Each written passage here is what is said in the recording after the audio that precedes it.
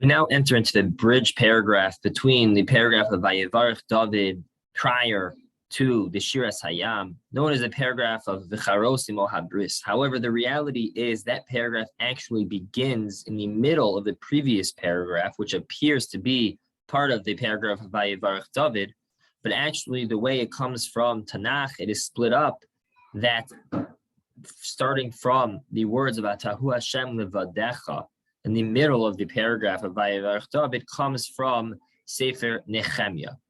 And that continues through V'charos imo habris up until we reach Vayosha Hashem.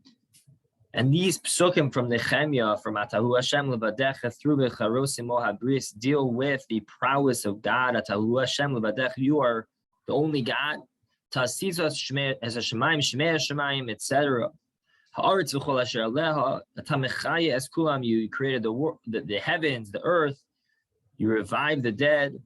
Atahu Hashem Elokim asher bacharta be'Avram, you are God who chose Avram mehotzeiso me'or kasdim.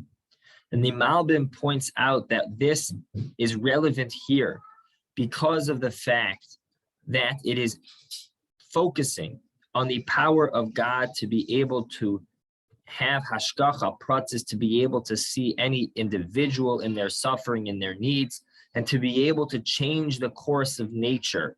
Of course, the culmination of that is what we would know as the Shiras Hayam of Az Yashir at the Kriyas Yam Suf. But that begins, explains the Malbim, really back from Avram Avinu. Shir bacharta be'Avram, you chose Avram mehotzeiso me'or kasdim, and you took him out from Or Kastim, where God, the Medrash tells us famously that Avram was placed into the fiery furnace and was saved. So already God was changing the course of nature on behalf of Avram Avinu. The Samta Shemo Avraham, that's how you made him into his name Avram, and you began at that point the Charos imo habris. You made him into Avram Ahavamon Goyim, into the one who would have nations, would have offspring, particularly Bnei Yisrael, who would be Zocha, who would merit this same sense of hashgacha, that God would change the course of nature. And that was V'charos imo habris, and that was concretized in a covenant that would also be given a land in which the supernatural occurs.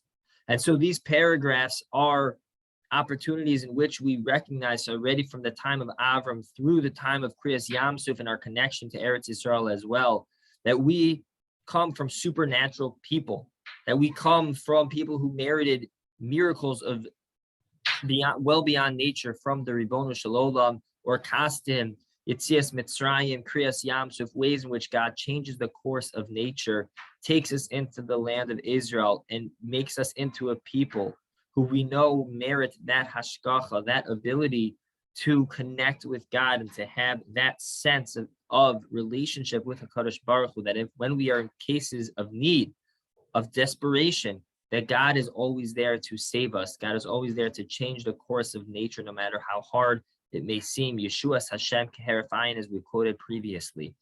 And this, as I quote often, it reminds me of the Ramban, the famous Ramban by Kriyas Yamsuf, that Ramban says that Kriyas Yamsuf was the time and the experience which wasn't a momentary experience, but was the point in history where we can point to forever, for all hashgacha, to know that if God is able to change the course of nature, that God is also the one running the course of nature, which provides us a sense of comfort to be able to recognize that everything, as Rabbi Matinki mentioned yesterday, that everything comes from Hashem, and that Hashem is able to change that nature at any point that is necessary, and always have that hashgacha for us on an individual level, that is, he is there as we need him.